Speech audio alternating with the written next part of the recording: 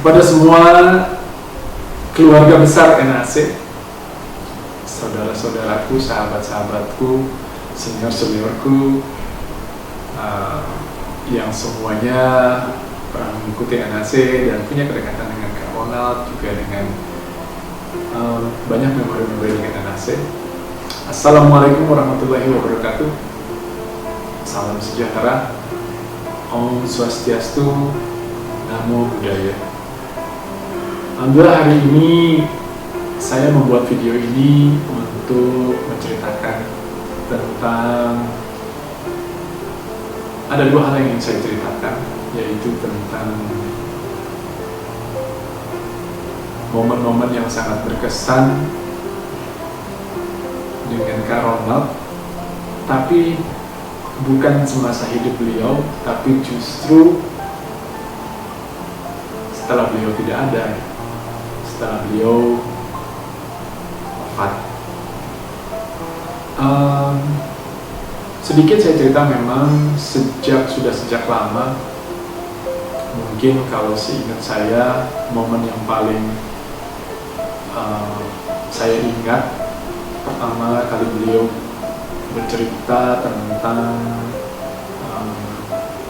apa yang dia titipkan, juga apa mimpinya dia. Itu tahun 2015, waktu itu kami sedang mengisi NAC di Malang, Jawa Timur. Dan dalam satu momen Karol mengatakan kepada saya, Rif, usia Karol ini gak akan panjang. Usia Karol paling hanya sampai 70. Dan kalaupun ada lebihnya, itu bonus dari Allah. Jadi beliau sudah punya firasat itu ya, bahwa usianya ya seperti itu.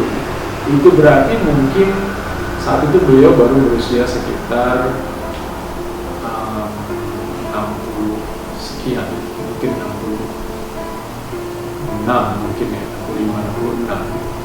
Tapi dia sudah punya firasat seperti itu, bahwa usianya tidak panjang. Kemudian dia mengatakan, nanti kalau Karona sudah nggak ada, Karona titip ilmu NAC ini, bagaimana supaya bisa untuk diteruskan ilmunya, jangan sampai putus, jangan sampai hilang, dan kalau bisa sebanyak-banyaknya orang yang mendapatkan ilmu ini. Dia juga titipkan, jadi tolong karena titipkan Alka dan Fauzia, karena mereka masih muda, masih butuh ada yang membimbing. Dan karena titip sama Arif, tolong jaga mereka, tolong bimbing mereka. Bagi saya waktu itu, ya saya masih, Karona masih sehat, Karona masih kemana-mana sendiri gitu ya. Jadi saya hanya menganggap itu sebagai suatu wasiat yang tidak terlalu dalam gitu. Saya terima, saya resapi. Saya masih Karona masih sehat. Ya itu kan cuma pemikiran Karona aja sampai 70. Siapa tahu Karona bisa sampai 90 gitu. Mahathir Muhammad aja sampai 94 masih jadi Perdana Menteri gitu. Kira-kira begitu ya pemikiran saya waktu itu gitu. Jadi saya masih, udahlah Kak, gak usah mikir yang begitu-begitu terlalu banyak dulu gitu. Kita berikan saja yang terbaik. Setelah itu mungkin ya bukan itu saja gitu, tapi setelah itu masih beberapa kali pun karena menyampaikan tentang impian-impiannya, tentang rencana-rencananya, dan tentang usianya yang tidak akan panjang. Kemarin selama kemudian masa pandemi COVID pun Karona sangat hati-hati, dan kita semua juga begitu ya, menjaga Karona hati-hati. Jangan sampai beliau terinfeksi oleh COVID ini. Dan sepertinya berjalan cukup baik, karena walaupun kita seminar masih terus berjalan, tapi protokol kesehatannya sangat ketat. Karena pun sangat dijaga dengan sangat ketat, sangat baik. Dan kalau pandemi itu dimulai dari 2020 awal sampai dengan 2021 awal, berarti sudah setahun berlalu, yang sepertinya pandemi sudah akan berlalu gitu. Dan karena sudah melalui itu dengan aman. Justru pada saat-saat akhir yang ketika beliau ini sedang begitu gembira karena baru saja menjalani operasi katarak, dia mengatakan, saya seperti terlahir kembali karena selama bertahun-tahun tidak bisa melihat, buram, tidak jelas. Sekarang jadi terlihat dunia itu begitu indah, karena apa yang saya lihat selama ini seperti abu-abu sekarang menjadi berwarna lagi. Hidup saya menjadi lebih berwarna, dan dia terlihat sekali sangat bahagia dan sangat gembira. Tapi begitu operasinya itu selesai dan kemudian ada masa pemulihannya, kita nggak tahu dari mana ya. Pada saat terakhir cek mata untuk cek kondisi matanya, jadi operasi yang pertama itu, kemudian setelah itu pemulihan selama 3 minggu, kemudian operasi lagi yang kedua mata sebelahnya, baru kemudian pemulihan lagi gitu ya, kira-kira selama 2-3 minggu. Dan jadi pada saat kondisi pengecekan yang terakhir itu ke rumah sakit. Nah, pada saat mau berangkat ke rumah sakit itu Kak Ronald mengatakan kepada saya gitu, Kak Ronald udah demam 3 hari. Ya kita langsung sebenarnya panik ya, artinya bukan panik tapi artinya, wah kok nggak bilang-bilang, udah 3 hari baru bilang, nggak apa-apa kok, ini udah minum obat sudah mendingan. Tapi ya itulah, ternyata tidak demikian, dan ternyata akhirnya terbukti bahwa itu adalah COVID. Tapi di saat-saat terakhir sebelum dibawa ke rumah sakit, saya sudah, waktu itu ketika kita hasil cek rumah sakit, kemudian ada disarankan untuk kemudian dirawat di rumah sakit, saya ajak karena Kak, ayo kita ke rumah sakit aja.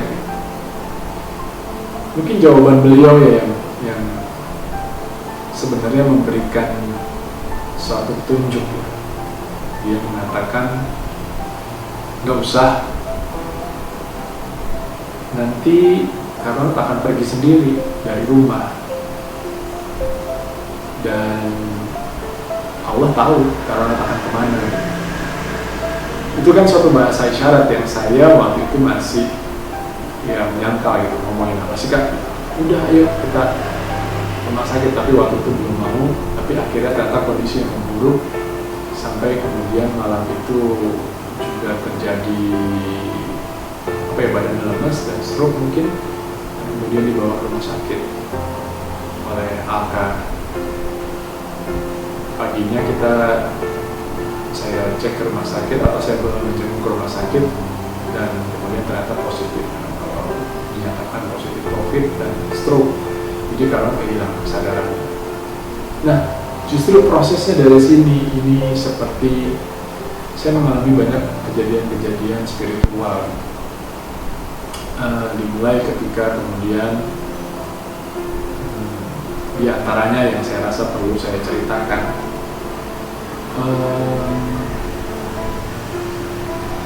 ketika kemudian Karnat menyampaikan pesan melalui seseorang yang ditemuinya secara spiritual, dia mengatakan tugas saya sudah selesai, karena Kak Arif sudah menurunkan ilmu saya, dan dia juga sudah ada yang membimbing, mendukung yang lain untuk meningkatkan ilmunya. Jadi sudah cukup, dan ya tidak perlu ada saya lagi. Kira-kira seperti itulah pesannya yang disampaikan. Kita sih semuanya tentunya ya pastinya ya tidak mau menerima pesan itu, atau kita menyangkal. Dan secara klinis memang perkembangannya sebenarnya grafiknya positif, membaik. Jadi kita optimis bahwa karena itu akan kembali sehat. Tapi kemudian ternyata ya pada saat menjenguk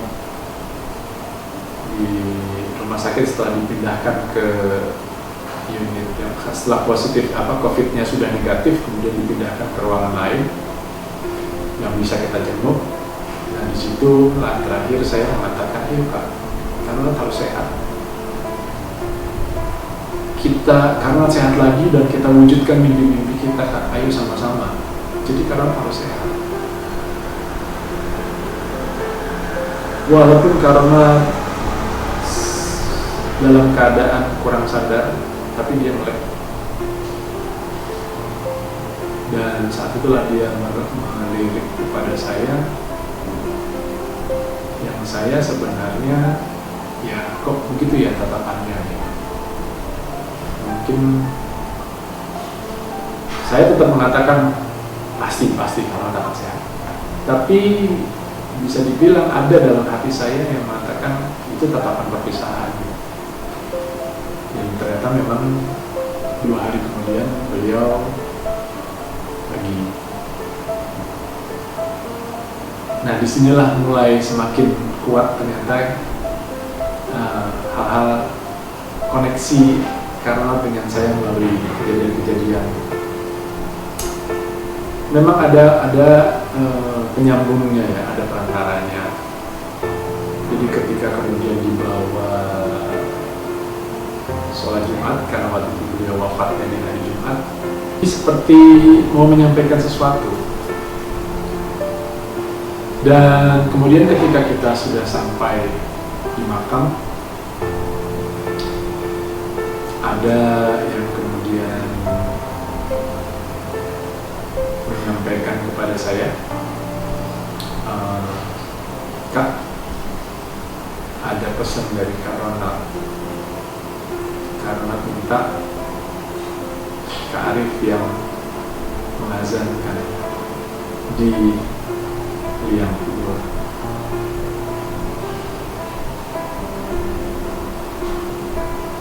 Dan ya, orangnya ada di grup ini, ada di grup kita di grup WhatsApp.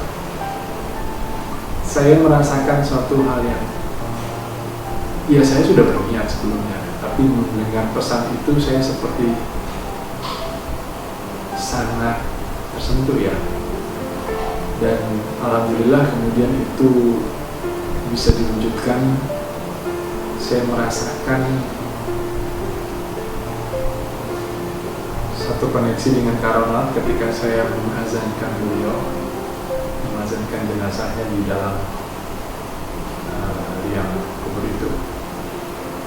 Belum berhenti sampai di situ. Malamnya kita tahlilan, dan kemudian di hari ketiga pun kita tahlilan lagi. Dan pada saat tahlilan itu ada 2 orang yang berbeda, yang tidak saling kenal, dan mereka menyampaikan pesan yang isinya sama kepada saya. Dan pesan itu dari Kak Ronald, dari Kak Ronald gitu ya. Dan salah satu dari mereka mengatakan pada saat tahlilan Kak Ronald duduk di samping Kak Arif, dan ada pesan-pesan, ada tugas-tugas dari Kak Ronald yang titip untuk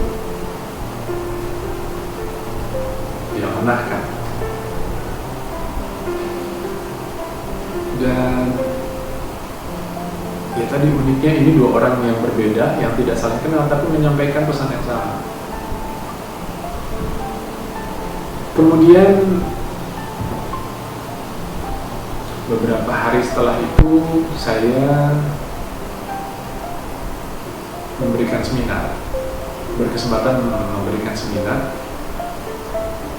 dan di akhir seminar itu saya cerita tentang Kak Ronald, dan saya meminta kepada seluruh peserta mengajak mereka untuk mengirimkan Al-Fatihah kepada Kak Ronald. Begitu selesai dari seminar itu, ada satu peserta yang kemudian datang kepada saya dan dia mengatakan,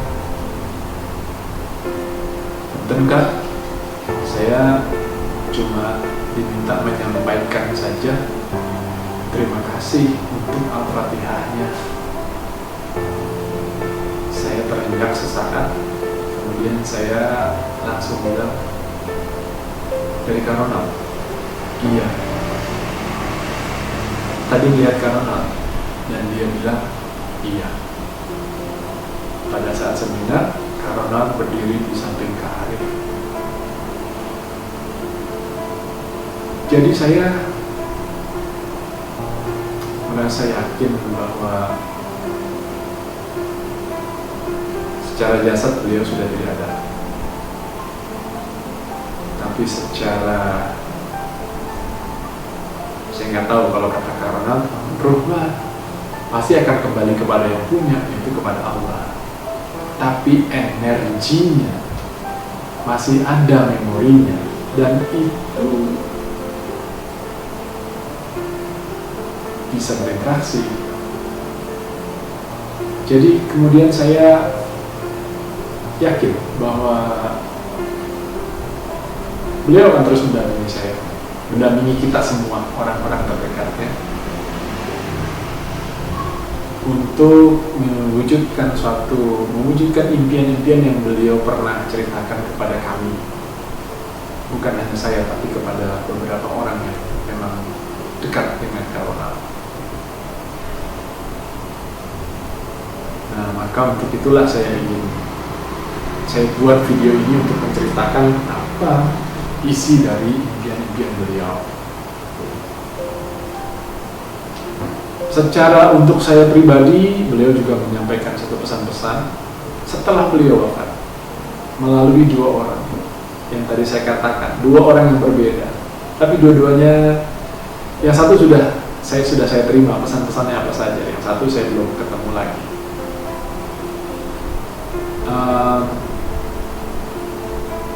Terlepas dari itu, saya memang sudah bertekad, sudah berniat bahwa sekarang salah satu misi saya adalah untuk mewujudkan impian Kak Ronald.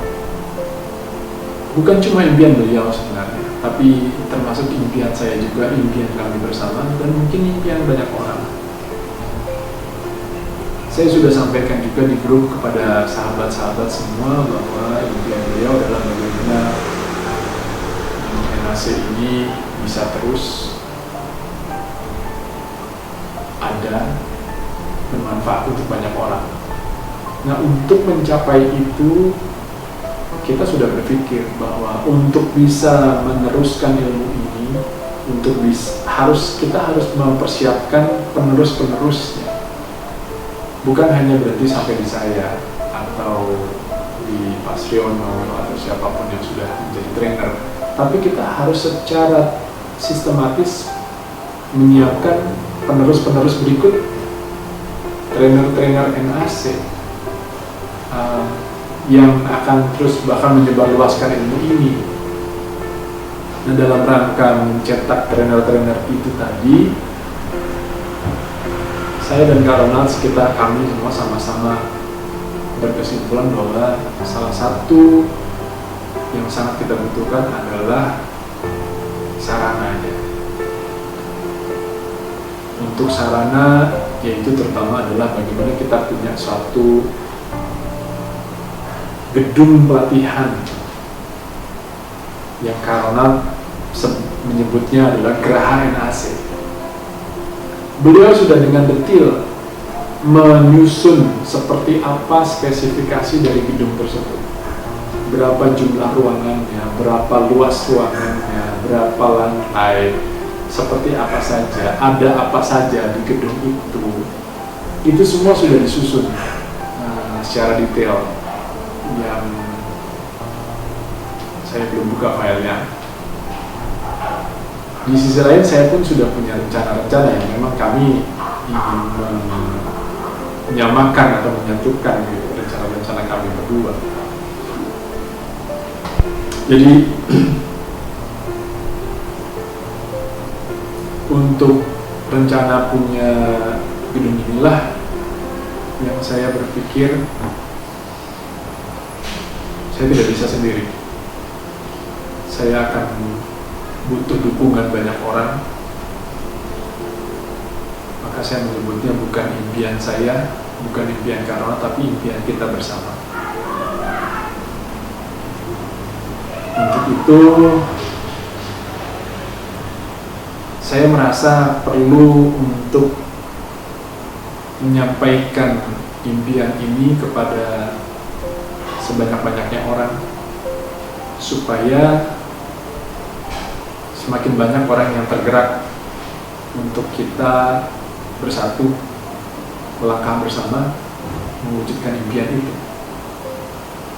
Awalnya saya sudah punya rencana, saya akan mencari sebuah kontrakan rumah yang mungkin cukup besar, yang ada ruangan yang cukup besar yang bisa untuk pelatihan di sana.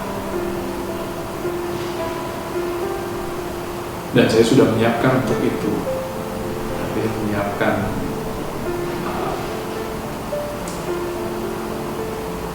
dananya, kita menyiapkan kesiapan mentalnya. Untuk itu kita sudah menyiapkan itu, saya dengan istri saya, beberapa orang terdekat. Tapi ada satu masukan dari sahabat juga. Di antaranya ada Pak Firdaus yang menyampaikan, mungkin kalau kita bersama-sama atau kita ini adalah suatu rencana yang begitu baik, yang manfaatnya akan begitu banyak bagi banyak orang, bukan untuk pribadi, ini bukan bisnis untuk pribadi, tapi ini akan menjadi manfaat untuk banyak orang. Jadi mungkin akan banyak lembaga-lembaga atau pihak-pihak yang mungkin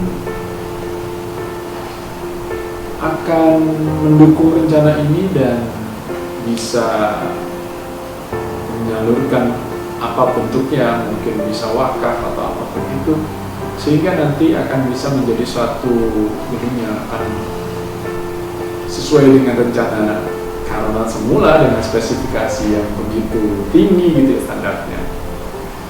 Yang tadinya saya berpikir kalau saya menyewa tempat mungkin adalah sebagai satu batu loncatan dulu, baru kemudian kita mencari, berusaha untuk memiliki atau menggunakan gedung yang bisa lebih baik, yang sesuai dengan spesifikasi. Tapi yang manapun, apakah ataukah kita harus memulai dengan satu batu loncatan, ataukah kita bisa langsung mendapatkan yang sesuai dengan harapan?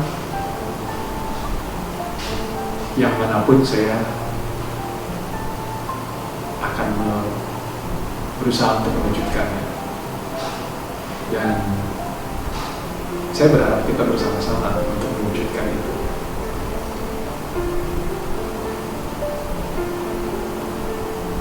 Jadi mohon maaf apabila pesan saya ini terlalu panjang, karena saya merasakan Karona masih ada bersama kita semua. Kemarin saya mendengar cerita bahwa orang-orang terdekat beliau didatangi satu persatu melalui mimpi mereka masing-masing. Suatu keajaiban ya, satu hal yang luar biasa gitu. Dan anehnya kenapa Karona nggak datang ke mimpi saya gitu. Tapi Karona mengirimkan pesan-pesannya melalui beberapa orang gitu. Jadi sekali lagi intinya grup keluarga besar NAC ini bukan untuk saya pribadi. Saya berharap kita betul-betul menjadi keluarga besar yang punya ikatan yang kuat untuk satu tujuan. Satu tujuan yang menjadi impian kita bersama, yang dimulai dari impian guru kita, dan kitalah yang harus mewujudkannya. Saya mohon dukungan dari teman-teman semua, Bapak, Ibu, sahabat-sahabat. Yuk kita perkuat komunikasi kita perkuat ikatan kita, ikatan emosional kita, dan kita samakan frekuensi kita samakan visi kita, mimpi kita untuk mewujudkan itu bersama-sama. Dan saya yakin Kak Ronald akan bahagia. Mungkin beliau ada sebelah saya, ya Kak? Dada Kak, I love you full gitu. Biasanya kalau Kak Ronald selalu I love you full gitu. Sepertinya itu saja yang ingin saya sampaikan. Terima kasih sudah menyaksikan pesan ini. Mudah-mudahan pesan ini menjadi penggerak dan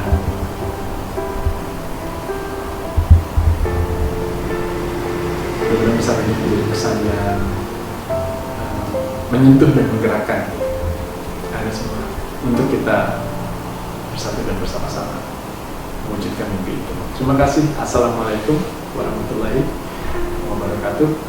Salam sejahtera, Om Swastiastu, Namo Buddhaya.